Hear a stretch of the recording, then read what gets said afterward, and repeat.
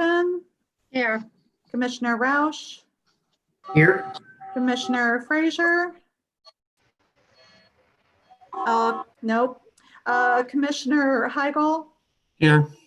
and Commissioner Hammond is calling in. But I do see that he signed on. Here. We do have a quorum. Okay, thank you. You're Well, welcome. welcome everyone. Good morning. And we do have some new members, so I thought we could start out with introductions. And I don't know if there's a certain protocol, but my thought was to start out with the new commissioners. Does anybody have any objection to that? Sounds good. Okay. How about if we start with Joy? Good morning, everyone. Some of you I've already had the pleasure to work with, and I'm just really glad to see you again, Ken and Jerry. God works in strange and mysterious ways. Just very briefly, I served in the House, I served in the Senate, I served with the Governor's Office of Appalachia, always was concerned about public infrastructure. And when the speaker called and asked me if I would take this appointment, I'm eager to learn about what the role is, but eager to serve as well. Great, thank you. Nice to meet you virtually. Okay, Commissioner Oyaski. Good morning. I'm a lifelong resident of Northeast Ohio, graduate of Ohio State University College of Law, worked in local government for 33 years with the city of Euclid and Cuyahoga County. I remember when Carlton Schnell originally got issue 2 passed in the late 80s. So I've been a follower of the program and a participant in the program. I'm happy to join my colleagues today. Thank you. Commissioner Hallie Jones Capers. Welcome. Good morning, everybody. I am really thrilled to be part of the commission. I've spent most of my career in the transportation industry, so a lot of experience with infrastructure, and I spent some time with ODOT as well. So I'm just really excited to be with you all today. Thank you. Welcome. We look forward to meeting all of you in person at some point. All right, Commissioner Riley. Yes, good morning, everyone. My entire career I spent in healthcare. I was a respiratory therapist for my entire career. Retired 17 years ago, and was talked into running for county commissioner in Clinton County, which I did and won. So I was county commissioner for 2 terms, and then listening to the same rabble rousers, they talked me into running for mayor of the city of Wilmington, which I did. So I served as mayor, then president of council, and now I am blissfully, completely retired. When I was the mayor of the city of Wilmington, I was asked if I would be interested in joining the Ohio Public Works Commission, and my feeling has always been we're here to serve. So anything that we can do to help, we'll do it. So I eagerly joined. I only have, actually, folks, about 1 or 2 more meetings, and then I will be term limited out. But I look forward to working with you for the rest of this year. Great, thank you. Commissioner Tunnell. Hello, my name's Sandra Tunnell. I am the Main Street manager for Ashland. I was a city council member for 8 years. Thank you very much for changing everything around today, and I apologize. I actually have to go to a funeral, so thank you for that. And like Kimberly's been saying, it'll be great to meet everybody in person one day. Thank you. I'm Kimberly Marshall. I work for the city of Medina as the economic development director. I've been in this role for 9 years. And prior to that, I worked for the state of Ohio in Job and Family Services, Department of Development for a total of 12.5 years. And prior to that, I worked for the United States Department of Defense for 12.5 years. So I was appointed by Senate President Larry Obhoff, and I'm happy to serve on the commission as well. And then I think we also have some of our ex officio members here today. So how about if we go to ODOT, Vest, I don't know if I'm saying it right. Borton. Borton. Yes. Hi, I'm Pam Borton. I'm Assistant Director for BHR and Chief of Staff at ODOT. I've been around for 33 years in government. I've represented the Department of Transportation for 16 years as Assistant Attorney General. And I'm happy to be here.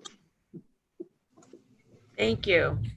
Also, I think, is Jerry Roush on the phone for Ohio EPA? Yes. Okay. Yes.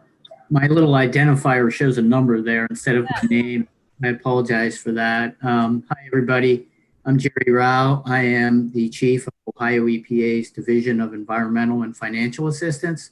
I've been working for Ohio EPA for 33 years, and I've spent the majority of that time within the division. We administer some infrastructure financing programs in partnership with OWDA.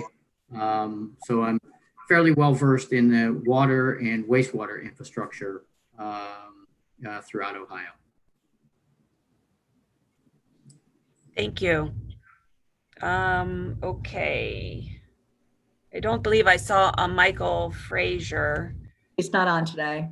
Okay. And John Kessler. No. Dwan I'm Hammond is representing standing John. in. Oh, okay. I'm sorry. Dwan, is it Hammond? Yes. Okay. Hello. Hello, how are you? Good. You want to just do a quick introduction? Okay, I'm sitting in for the Chief of the Office of Real Estate with the Ohio Department of Natural Resources. Again, I'm DeJuan Hammond, and my job function is to handle the day-to-day operations of the Clean Ohio Trails Fund and the Federal Recreational Trails Program. Okay. Thank you, Dwan, for joining us today. And then Ken Heigl? Yes, Ken Heigl. Thank you. Good morning, everybody. I'm the Executive Director for the Ohio Water Development Authority. I've been in this role for a year, but I've been with the authority for 17 years. So my whole career has been in water and sewer. Like Jerry said, we help EPA out with the 2 SRF programs. OWDA has their own loan program, and most of our projects are intertwined with the Ohio Public Works project. So we work closely with Linda and her staff. Thank you. And then, of course, we have Director Bailiff with us. Yes, hello, everybody. I'm just so happy to have a commission. It is so good to see your faces and your names. As you know, we had to cancel the meeting back in April. We were sent home and I didn't have a quorum. I didn't have a commission. So it's so good to have everybody here. I think many of you know I've been the director since February of last year, but have been with the commission for 12 and a half years.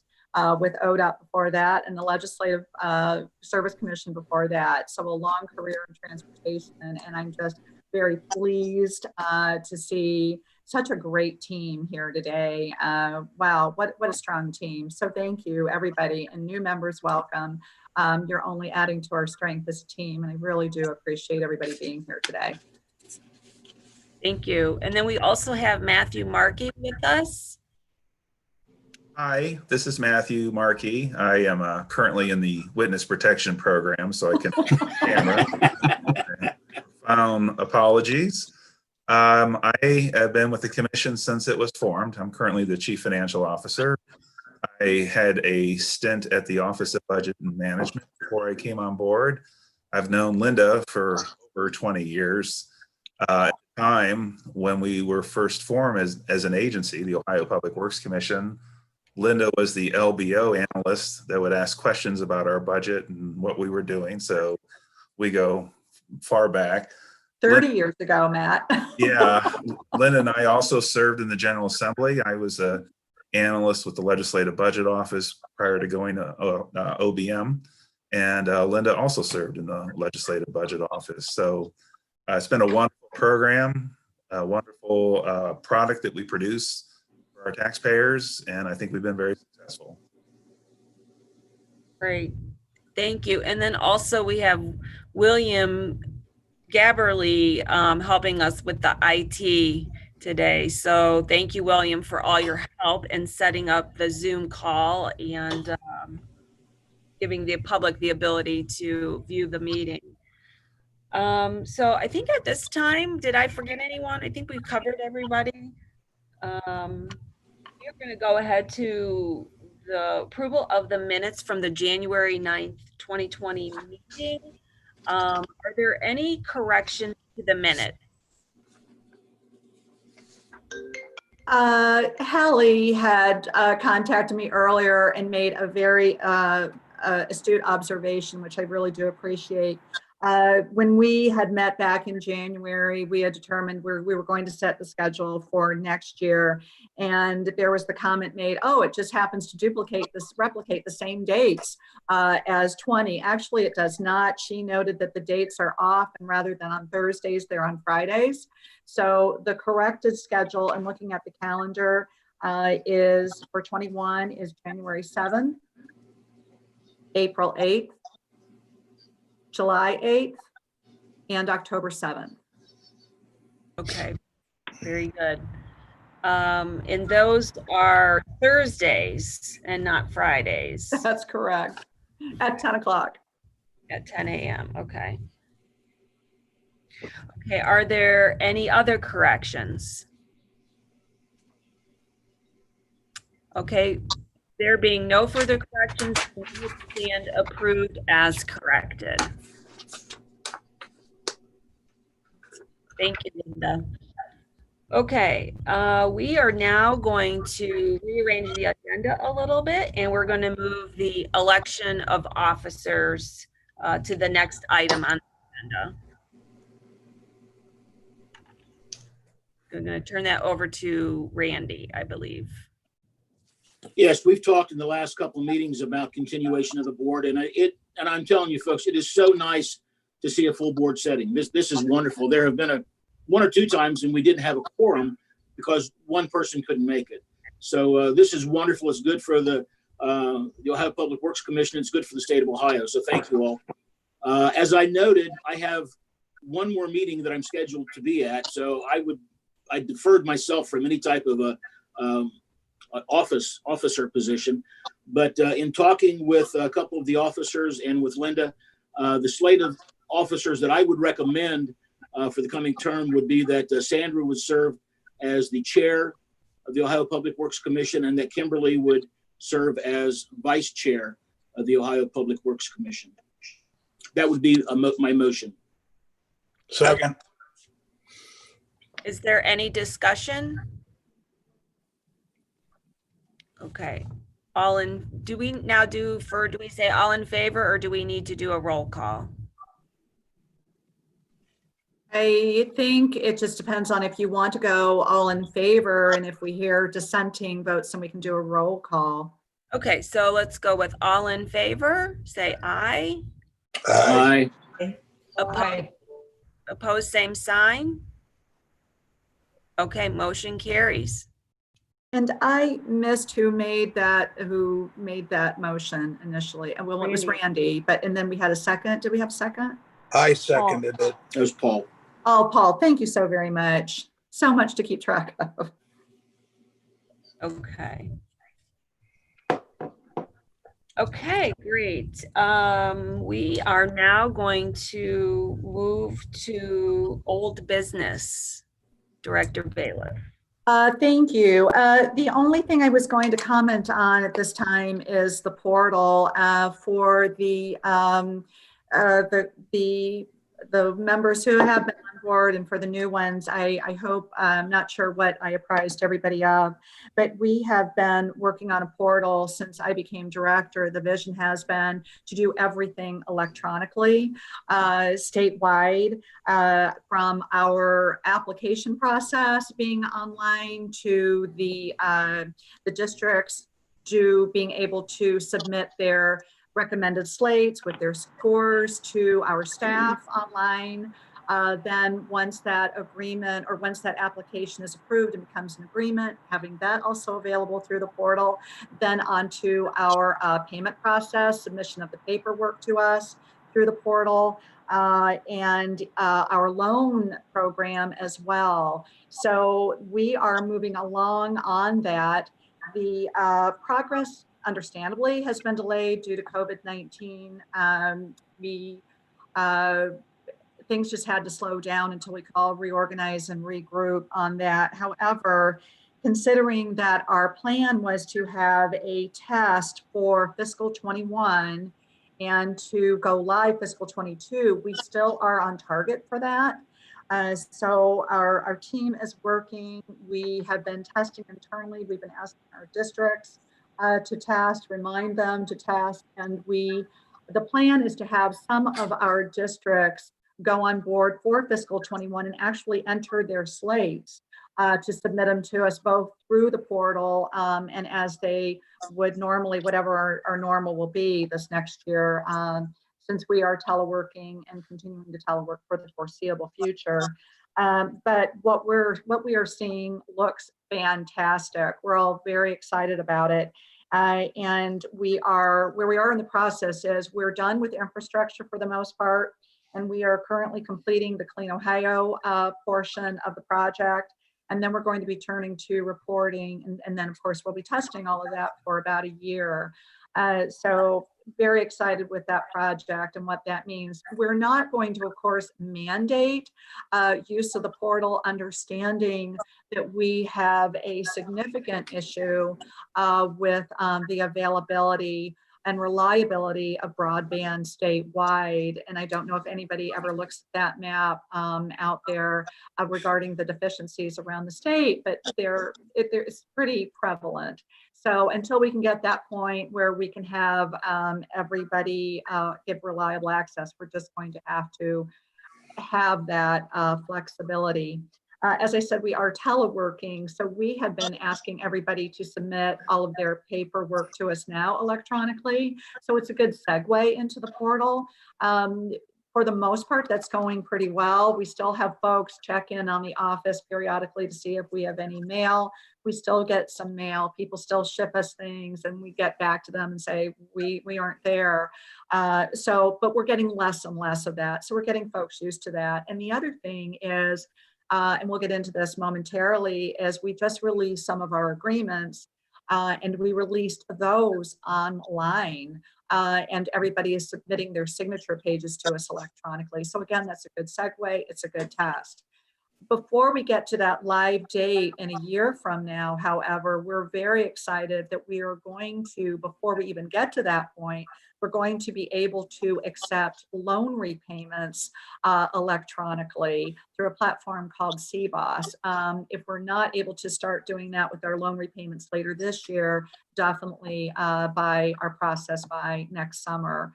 And we know that we have customers that are really excited about that. So we're looking forward to it. So unless there are questions, that's really all I had to report on for old business. Questions? Yeah, I'm not smart enough to know the answer to this question, but if we're paying money electronically and we're setting up a system to enhance that, what kind of security is there so that it can't be hacked and the payments rerouted? I don't know the technical aspects of that. Our loan officer, Abby Dehart, who I know is watching, has been an integral part of that. And Matt may be able to speak that as well as our CFO. CBOS is a platform that's been around for some time, and the state of Ohio, the Office of Information Technology is our contractor, has been working on this project, and they're the ones who introduced us to CBOS. There are other businesses, state offices that also use CBOS. Excuse me a second. What is the acronym? It's C, the letter C hyphen BOSS, BOSS. So it's a proven platform that we have verified and confirmed that is an acceptable use, that we don't have to be confirmed about with hacking. Thank you. So yes, but that is a very good question. Thank you. Any other questions? So Linda, for the testing, is it like a user acceptance testing and the staff will be basically doing that kind of testing to sort of try to break the system, or?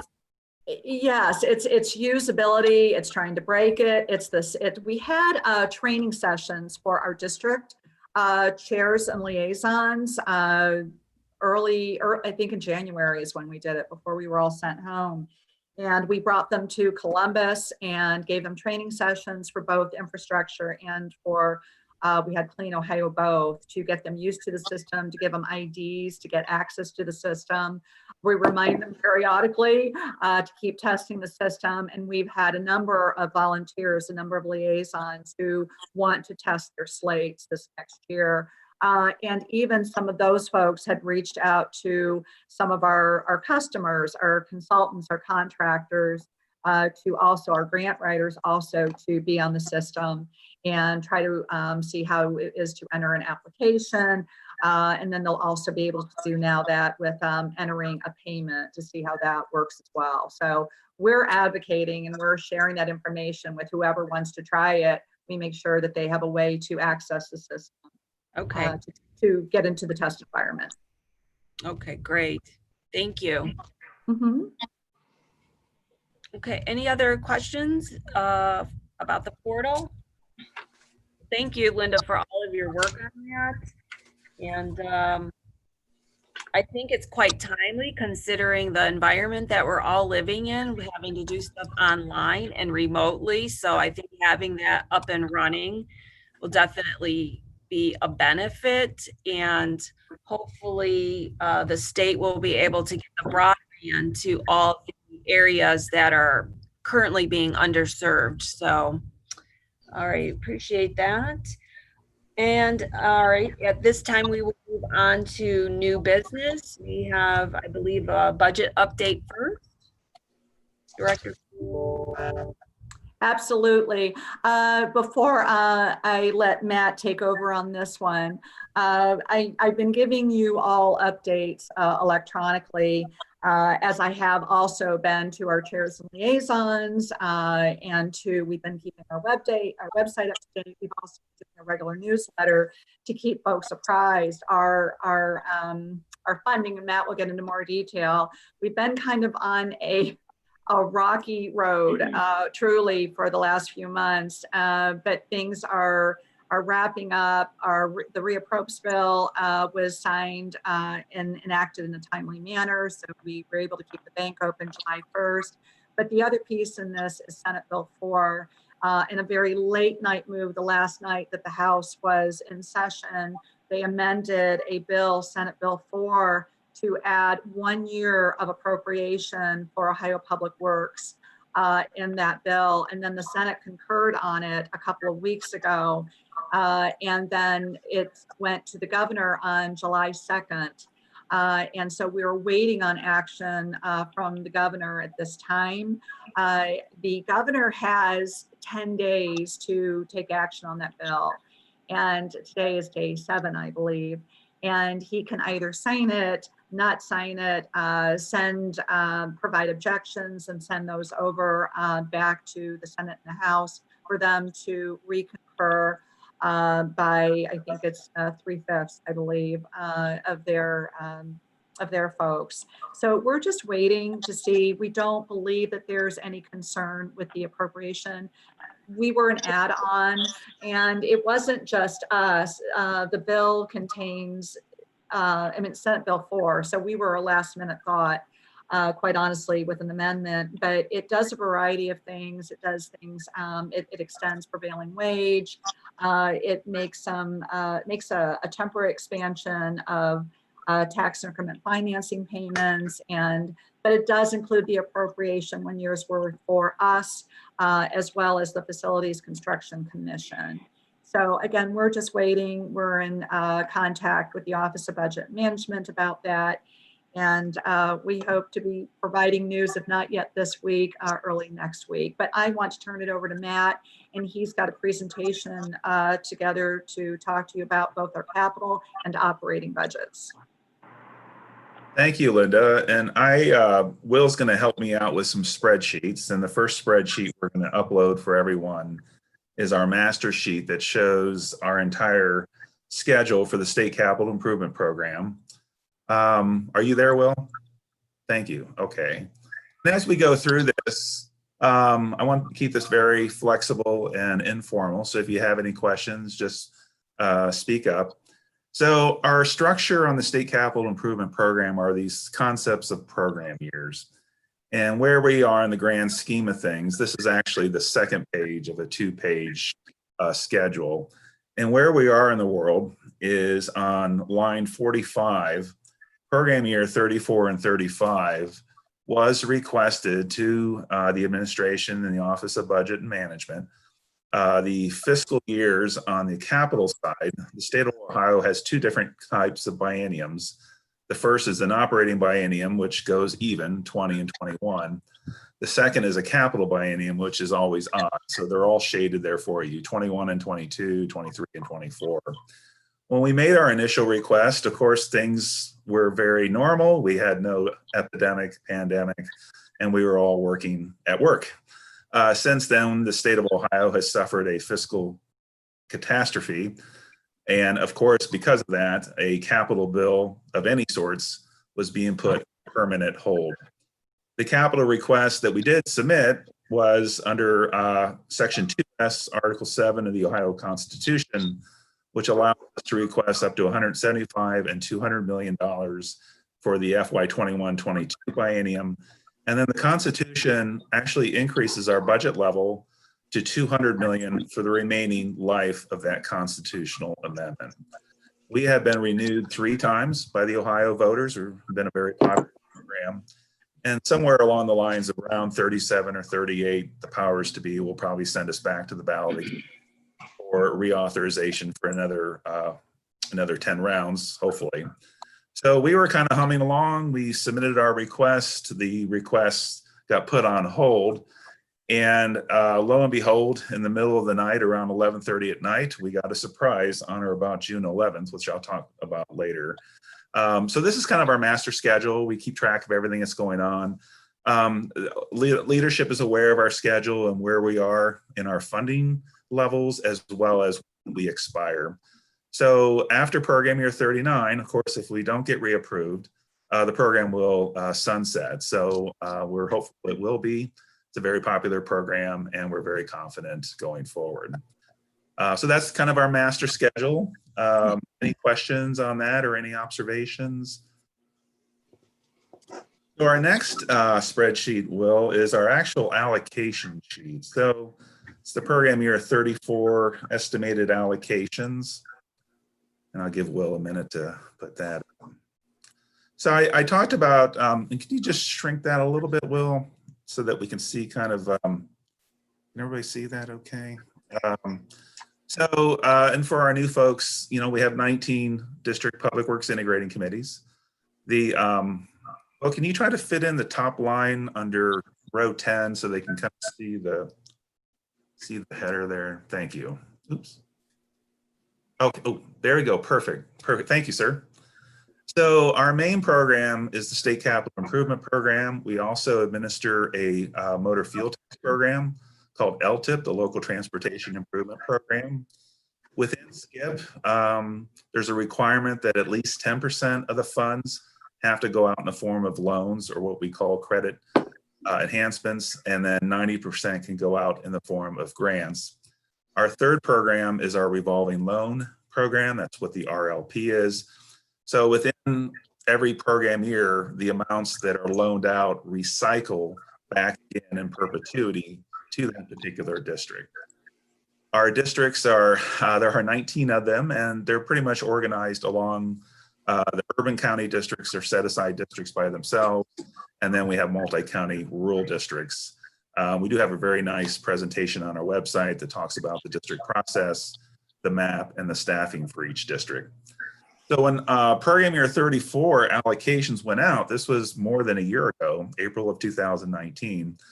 And from April of 19 through this past spring, the district selected their projects, submitting them to our committee, and we got all the agreements hopefully ready to go until the pandemic hit, and then everything just stopped.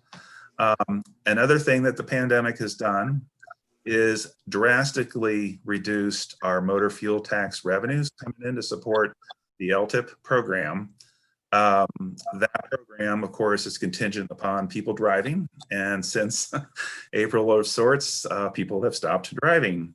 So future allocations for LTIP, program year 35 and going forward, have to be reassessed. It's a relatively small program at $66 million a year. But we are currently working with staff at ODOT. I've had a couple of conversations with the chief financial officer at ODOT to kind of talk about the landscape and how things are looking. Generally, people are still at home, so motor fuel tax revenues will continue to come in probably below what they've come in the past, at least for a while, until the economy hopefully picks up again and we get to back to some semblance of a new normal, maybe 6 or 7 months from now. But I do want to kind of pause and let Pam chime in if she'd like about motor fuel tax revenues. Pam, of course, is from ODOT. If you'd like to add any comments about motor fuel tax, Pam, or any kind of insights you're seeing, I'll open the floor to you. Yeah, well, thank you. So, yeah, I mean, I tell you, we all got to be grateful that we got that gas tax increase back in 2019, or things would be even far worse than they are now if we hadn't had that. But since March, April, there has been a dramatic decrease of traffic across the roads. I mean, at one point we were like nearly a 50% decline.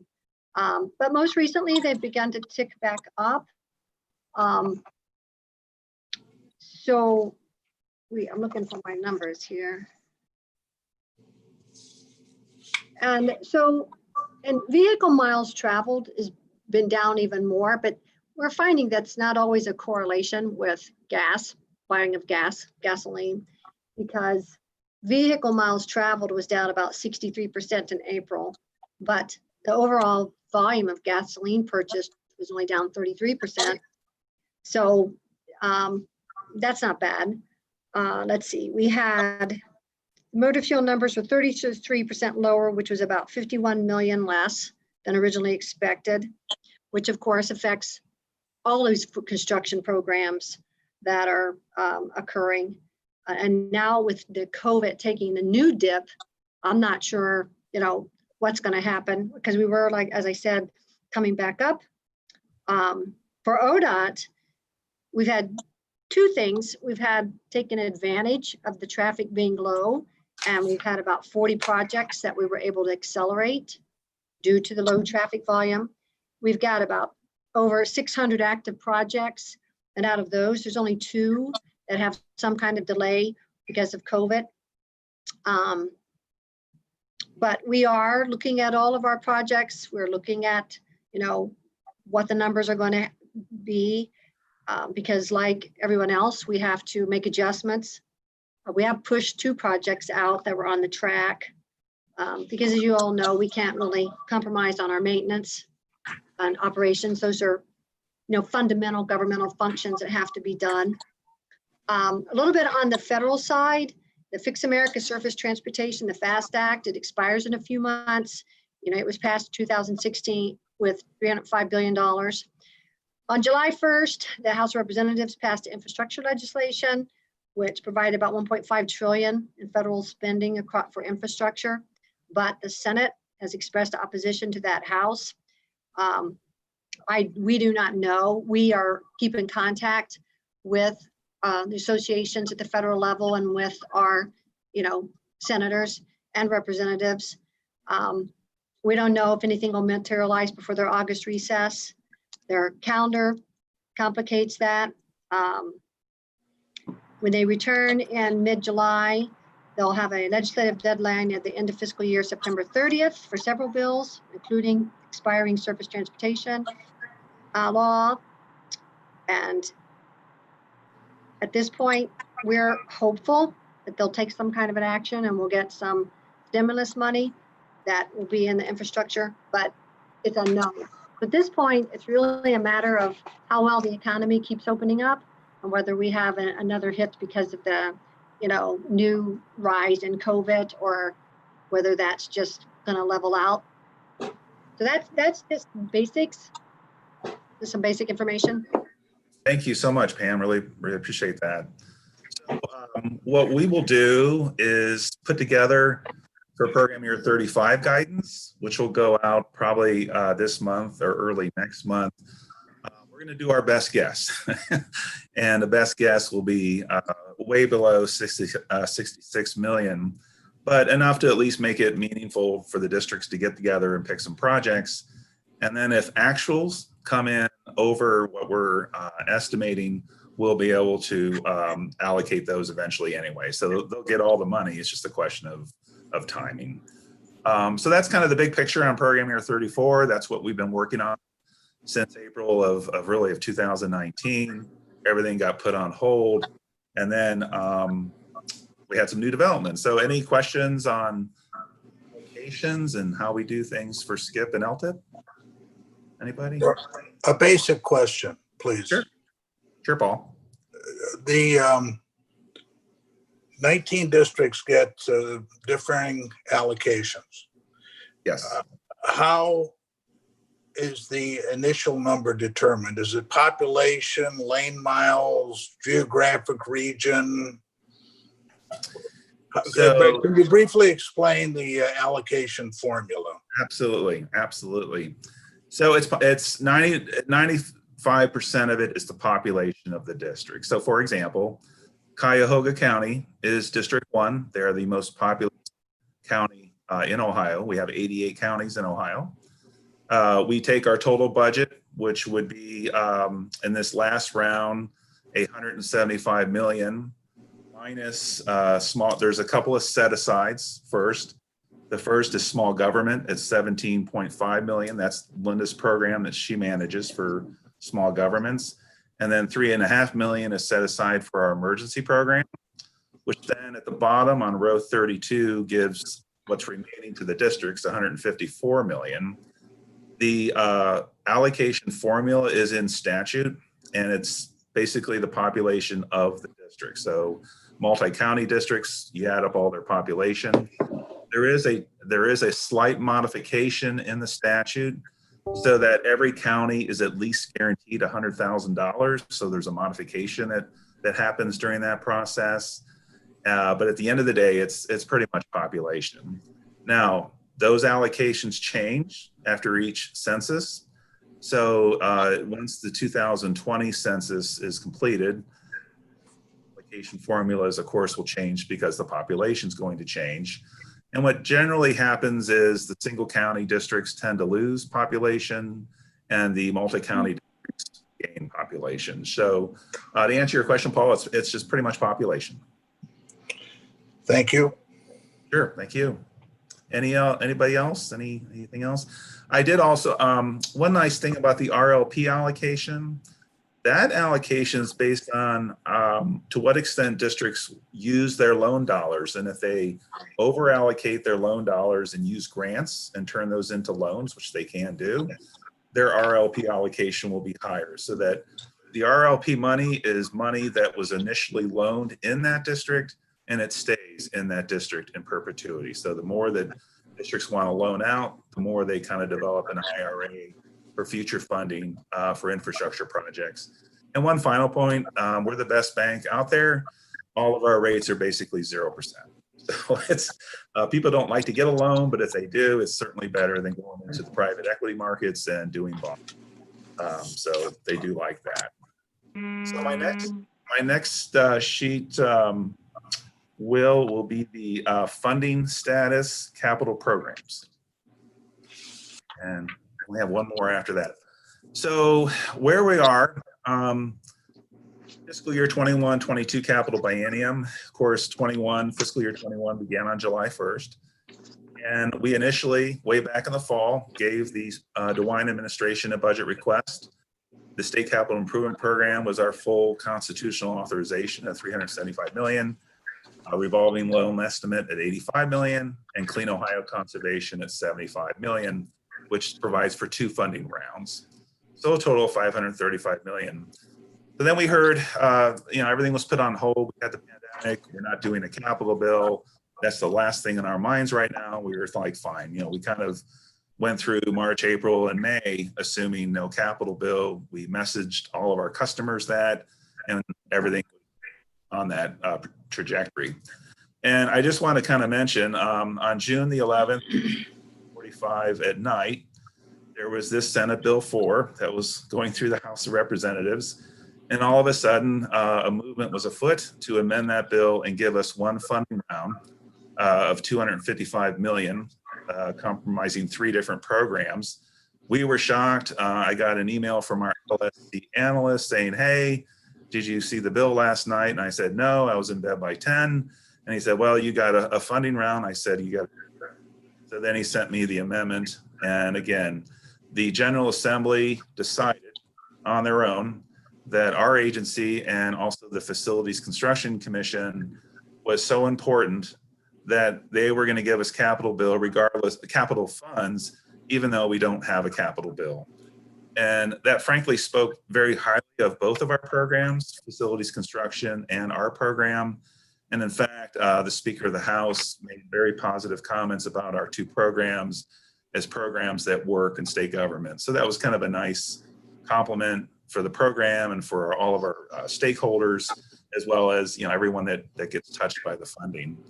So we did get one round.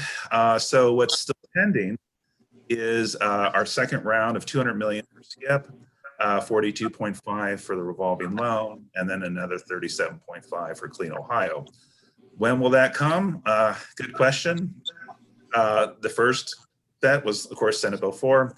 So the second round will probably come in a future capital bill or some other piece of legislation. There is some talk of having a skinny down capital bill, perhaps after the November election. Again, it's going to depend on how the economy is going, how the state fiscal picture looks. But to be honest, with interest rates near zero, now is the time to issue debt, and you can prorate those costs over 30 years. And at the same time, stimulate the Ohio economy, get people back to work and do these improvements. So there's different theories of conversation of when the best time is to do that. We're just going to watch and see what happens over the next year or so. Everything is permissive. There's nothing that requires them to give us more money. But if I was a betting person, I think it's very likely we'll get our second round between sometime after November and into next spring. So we were very happy. We were very surprised. And again, it just speaks volumes to all the actors that are involved in our program, and it speaks to their success. Any questions on where we kind of are with our appropriation on capital? None? Okay. Okay, last spreadsheet. Here we go. This is our current budget, just to kind of give you an idea of how we are as an agency. This is our fiscal year 21 operating budget that we're looking up. And so as an agency, we're 9 people, 9 staff. We're able to manage, over 1,000 projects per fiscal year because we don't actually build anything, literally just the bank. The local government receives a grant agreement or a loan agreement from us. The local government goes out, hires the contractor, hires the engineer, gets the project done, and we're just financing that project through completion.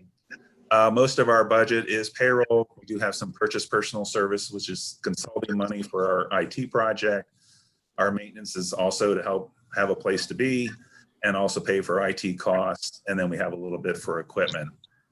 How we are funded, we are considered what's called a cash agency, which means we don't receive any general revenue fund appropriation.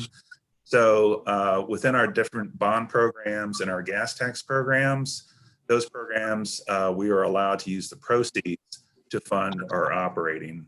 And I will like to say that our operating is less than 0.5% of the funds that we manage. So we've been very proud of that. We consider ourselves to be very transparent and efficient. And, OBM has supported us in that. You might have been reading that most of state government had had some budget cuts. Since again, we are a self-supporting agency, we have not had any cuts on our budget. We have not lost any of our 9-member staff, knock on wood. We have, though, had to incur, we were scheduled to get a 3% living increase on July 1st. That has been suspended indefinitely.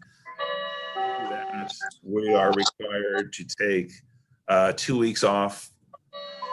They're called cost savings days. And so the staff between now and June of next year will have to take a total of 2 weeks off unpaid status. So that was the kind of the sacrifice all of state government made for the exempt positions. So not a lot of good news there, but I like to look at it, you know, we have jobs, we have our benefits, and let's be as positive as we can. That's our 21 budget. We'll be working on our 22-23 budget later this fall to be submitted to the administration. And I know Kim Mironix, the director of OBM, actually came over and introduced herself to Linda and I, sat down and tried to understand and get a good handle on what we do, and was very positive about our mission and very receptive to what we do and how we do it. And I think, and Linda can chime in, a very, very positive meeting. I can say, and I know this personally, that's the first time in the history of our agency that a director of OBM has ever come over to see us. So that was very nice and very, very affirming. She's a very, just a very positive experience. Usually OBM is kind of Dr. No from Bond, James Bond's movie. It's usually this Darth Vader type person, but Kim and their entire staff have been very supportive. And as Linda mentioned, when we did get this appropriation in Senate Bill 4, we were kind of thinking, well, will the governor really support that? He could line item veto that. So we weren't sure, but we've received verbal assurances that no, we'll support that our program. So good news on that front, even though we've got a lot of doom and gloom in the world, we do have positive things to be thankful for. So any questions on that? No more spreadsheets. So One question, Matt, please. Sure, Paul. All right. The amount of money that's being spent by the Public Works Commission on operating or overhead is tremendous. It's an outstanding, reassuring number. Does the state agency track how individual districts do on the same function? Do you know if District 1 is spending 14% on overhead and District 12 is spending 5% on overhead? Does the state regulate that or oversee that in some way? We don't regulate, and Linda, you can kind of chime in here. Every district has the ability to use some of their allocation for administrative overhead. And Linda, can you kind of chime in on? Yeah, absolutely. Thanks. Yeah, and good question. So in law, it's in temporary law, both for infrastructure and for Clean Ohio. Our districts are able to request and enter into agreements with us for operating expenses. So for the infrastructure program, that's up to $65,000, and it's divided up 70, 30%, 70% skip, 30% LTIP, and how we disperse on that. So some districts go up to the 65, some you use less. Some districts don't enter into that agreement with us at all. They have a different mechanism or the way they operate. And then for Clean Ohio, it's up to $15,000. And again, I think we have more NRACs do those agreements than we have infrastructure do the administrative agreements on that side, but that is an option for them. And the way our code is written, the way the law is written, and our advisory information is we only participate in direct expenses. So so as far as overhead, it's the direct, and we ask for invoices and we review that with every submission. Yeah, and that if it is all permissive, so if a district wants to use part that comes out of their allocation up to 65, as Linda mentioned, and that reduces the amount available for projects. But I think, Linda, isn't it only like maybe 9 or 10 districts that even use half of them do it? Yeah, the other half don't. They just basically eat the costs. I have to say, they spend a lot of time rating and ranking all the projects that come in. The folks come in and do PowerPoint presentations on their projects.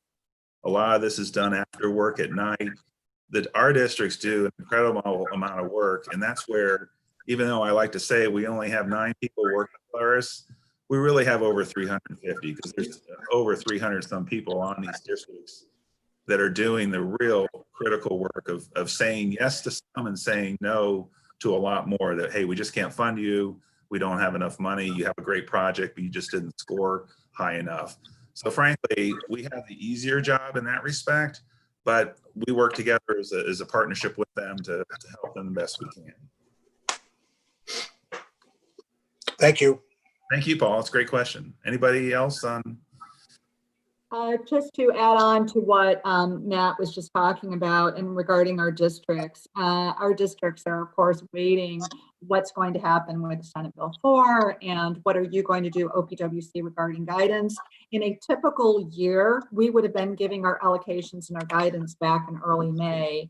So everybody's just poised and waiting on us. Our districts would typically already be, for the infrastructure program, already be soliciting applications for the next round. This would be round 35. We're going to be making a departure going forward regarding it, a round number chronologically, because if you haven't been, unlike Matt, been with the program since program year 1, it loses its meaning. So we're going to switch to a fiscal year, probably to refer to future rounds. But we wanted to have this meeting today with all of you, get you informed. We want to get a little bit more time to see what's going to be happening with Senate Bill 4, how we can report on that. And then we're going to be calling together a real quick Zoom meeting, separate meetings with our infrastructure chairs and liaisons and with our Clean Ohio chairs and liaisons. We've not seen their faces for a long time. We're anxious to see them and to apprise them of what we apprised you today and to give them guidance for moving forward. So as Matt, as I think everybody has learned, all of our customers have learned, they just think it's a given that every year the money is there. And what this has taught us is absolutely not.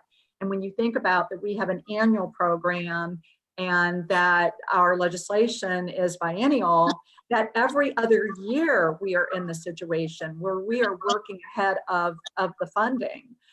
So we're just going to, if anything, this has been an educational process to make everybody aware that everything is subject to appropriation authority, that even though you're going ahead and you're rating and ranking projects, depending on what year you're in, the money isn't there to back you up necessarily at the time that you're selecting those projects.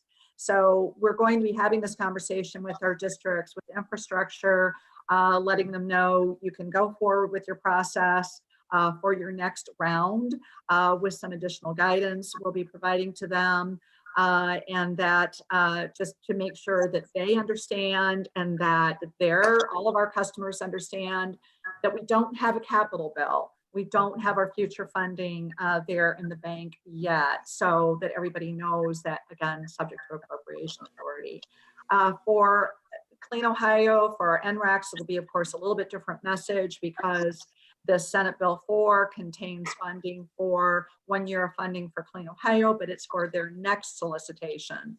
So they'll be able to proceed and have a solicitation for their round 15. But everyone will be getting that guidance. I hope to be scheduling all of that for real quick meetings here. We want to meet before the month is through. So maybe the late next week or the following week, we're going to just have a quick meeting with everybody and keep them informed. Just one final comment about the Clean Ohio that we did receive. Normally on a Clean Ohio appropriation, the family gets 50 million. Our program, 37.5 million goes to our program, Clean Ohio Conservation. There's a $6.25 million piece that goes to agriculture for easements and another $6.25 million piece that goes to ODNR for trails. Well, in the heat of the night, literally really late at night, didn't fund our other two pieces of our family. They only funded us. So OBM and the administration is aware of that. I don't believe it was intentional. It was just this was really rushed through without any discussion or debate.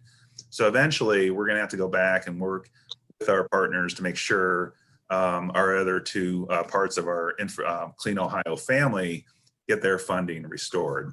So I've already reached out to agriculture. I'll be reaching out to ODNR, to let them know that they, left out. So that was the only kind of negative about anytime you rush legislation, mistakes happen. So that's unfortunate, but we'll go from there.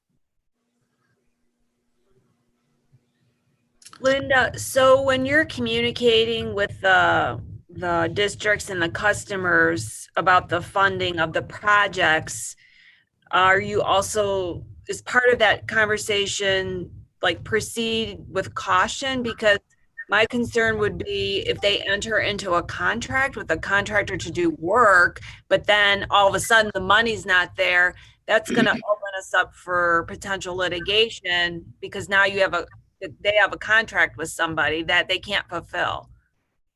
Yeah, and we have cautioned everybody, we continue to caution everybody. Okay. We have agreements ready to go out the door for our infrastructure for SCIP, because we want to be able to react quickly. But we also told them if they wanted to go forward, they're doing so at their own risk. Yes. So everyone knows that. And then our rule is, even with this strange, crazy year aside, we have always stated, do not begin construction before July 1st. That has been always, that's in our project agreement. You never begin construction before July 1st. Because of course the start of the fiscal year. So I think our folks are pretty well aware that that's the way it works. It's even written out there on our website. Okay, great. Thank you for that clarification. And Kim, the state encumbrancy laws puts the ownership on the local governments. They shouldn't award a contract until they have the funds in hand, so they're liable. So, Okay. yeah, All right. Yeah, that's a good point too. Matt will frequently remind our staff that too, that, the local government also has to certify their funds to us. So, nobody can move forward until funds are certified.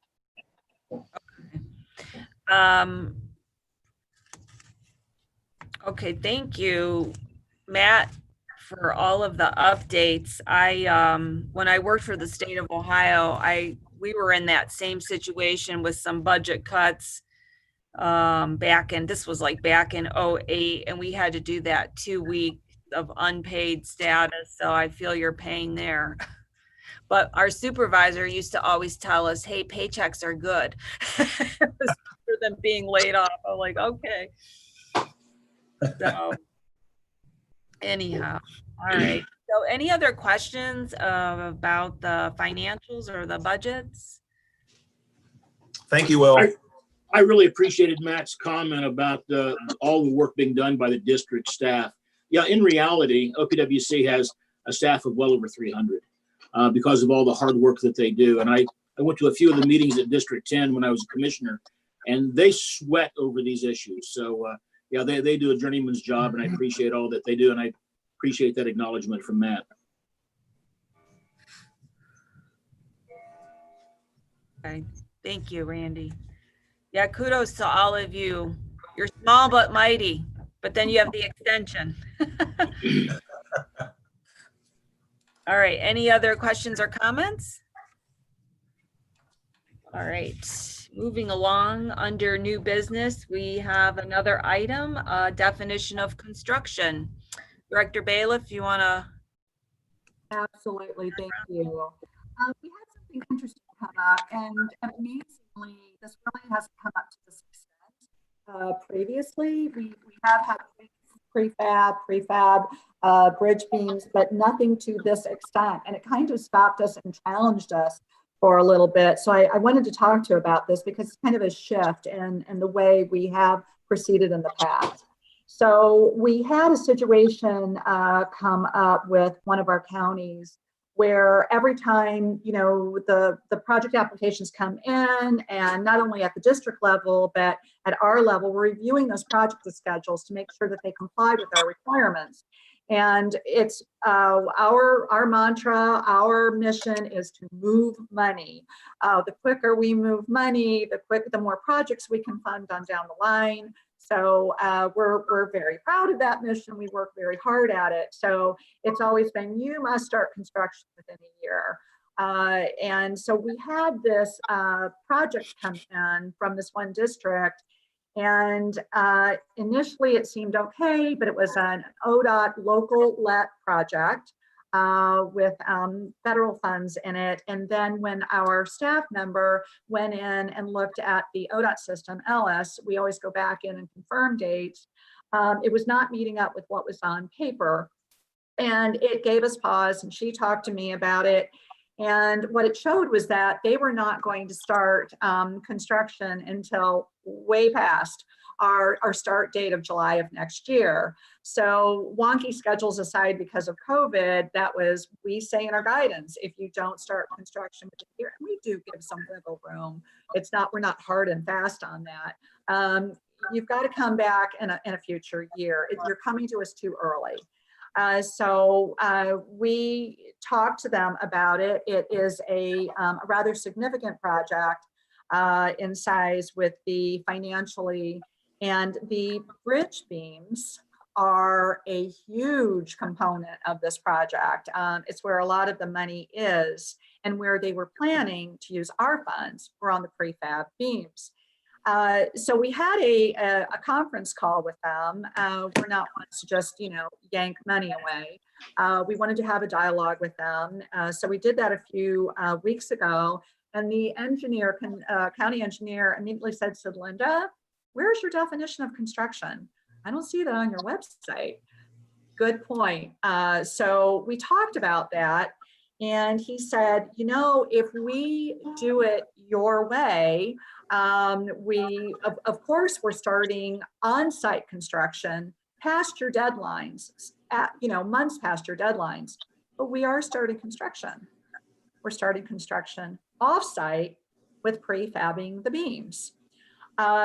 So we talked a little bit about that, and I also told him I would do my due diligence and research the subject. I remember talking about accelerated bridge construction with my days at ODOT, and so I went back and I reviewed and did my research, and I saw that all the pros that come, of course, with, and I'm sure Pam and Hallie can both comment on this, regarding that, when you operate in this way with your prefab beams, it's more practical, it's more economical.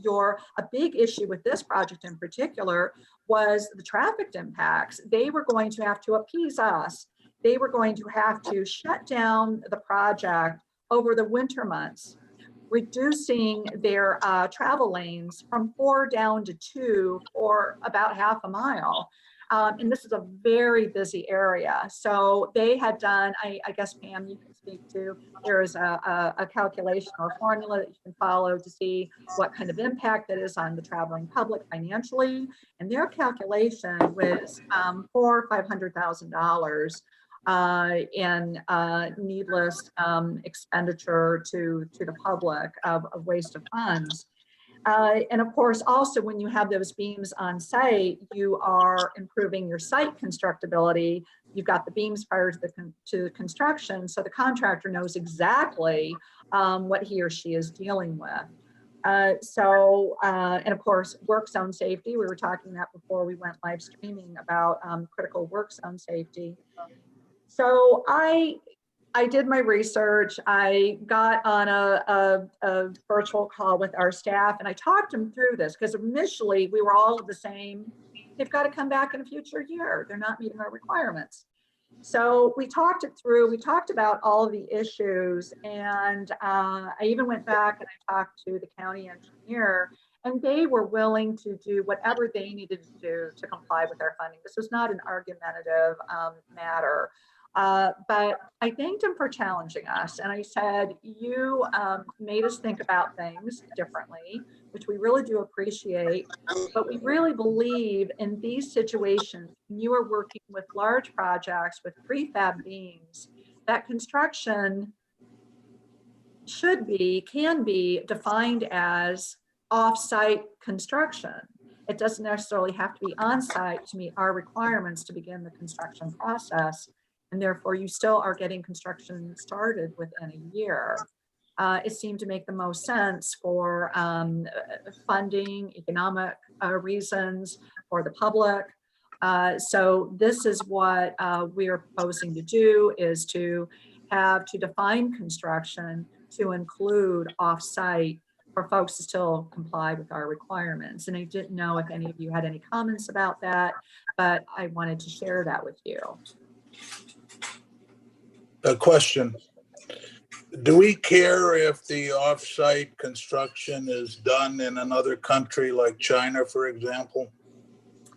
Well, there are state laws that require, there's even, and Matt will have to chime in with me, I'm not sure what the code citation is, but for Ohio products and services pertain to our program. I would just simply say you should have your legal counsel for the Public Works Commission at least look at it. I mean, there's a common sense about what you're saying. I don't know if there's any kind of anything in any one of the financial regulations that might define construction for you, or might say something is not. I know you said you did a lot of research, so maybe you looked at that to determine whether or not they've somehow excluded certain types of work. And if you don't have that, I would just make sure you got your legal counsel blessing whatever you're doing. I do appreciate that, Pam. And we did look at the ORC, and I talked to Matt about the Constitution and our bonds to make sure that we weren't doing something we shouldn't be doing. And there was nothing that we could see that ran contrary to that. And the policy of, and so construction is not defined in our statute. And so it's been our policy regarding beginning construction within a year. We've just never put that in writing of what we really mean by that. So Pam, is your proposal to put together a definition and have OPWC legal review that definition and then bring it back for a vote? I would suggest you do that just to make sure you've covered all issues. You just need to make sure that there's not something hiding out there. I mean, it's been my experience that sometimes you come across other regulations or others that you didn't think about that aren't necessarily in the revised code or in a Ohio administrative code that somehow says, oh, this doesn't qualify. You know, if you're using this piece of money, if you've connected this funding source, you know, this wouldn't meet it. Now, I don't suggest that's happening here, but for example, you certainly couldn't do the offsite construction in some other place. It couldn't be in another country. There are other rules and regulations that would prevent you from doing that. So I'm not saying you want to hang everything up or take a long time to make this decision, because you don't want to cost $400,000 to $500,000 unnecessarily, and have something lay over through a winter season. So I wouldn't say you should do that. I just think you could make a quick check of it just to make sure that there isn't. Yeah, we absolutely can do that. And you protect yourself too. You protect yourself by having a legal counsel look at it. We can do that with our AG's office. We can check with them and confirm that with them as well. We have done prefab. It's just we've never run into the scheduling issue. So we've done prefab as long as that's been available, because we have a materials line item. So that's always been considered to be a materials line item. And what the county engineer pointed out is he said, in the past, that's been part of the bid, that's been part of the contract that we have. And he said, in this case, we're just going to separate it out. We're bidding the work separately. So that was the only difference that he saw. And of course, we have permitted that for many, many years. It was the whole scheduling issue and not defining that. We've just never been this far out before. So, but we will run that through the AG's office. Yeah, and then Joe would just make it clear, whatever your final determination is, so that going forward, everybody knows this is the rules. Yes, This absolutely. applies. Thank you. And then were you wanting to put something on the website as well, Linda, or? Oh, we do. We put, we have something called advisories. So we put any policy decisions, requirements out on our website under advisories. We have a set for infrastructure and a set for Clean Ohio.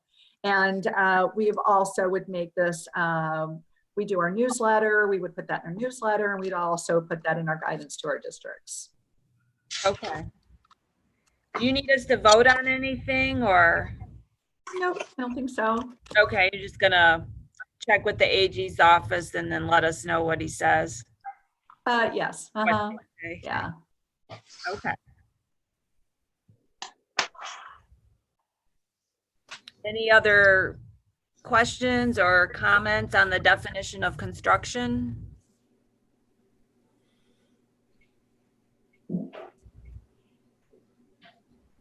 Okay.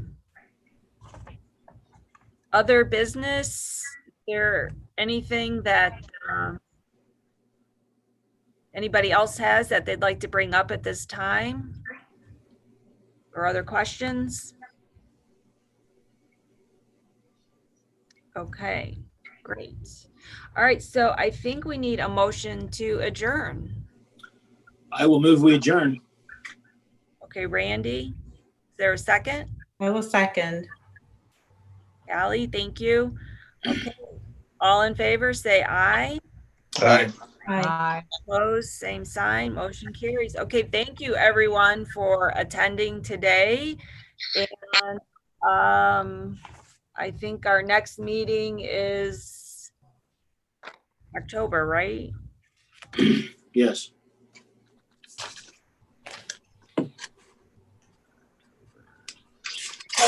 Any date. October 8th is what I have, and then I guess we'll wait and see what the governor says about in-person meetings, or if we'll have another meeting. Yes, I have October 8th at 10 o'clock, and for the, we are teleworking for the foreseeable future. We received another communication from the governor's office yesterday, and I really think we're home for some time yet. But we will, so I would just at this point plan on a virtual meeting, and if things change, of course, we'll let you know as soon as possible. Those meetings have been held at our office at 65 East State. There's a conference room center on the second floor. So that's, if we're in person, that's where we will be. So everybody be safe, wear your mask, wash your hands, and social distance. That's right. Be Thank safe driving home. you. Yes, thank you, everybody. So good to see you all. Bye. Take care. Bye-bye. All right.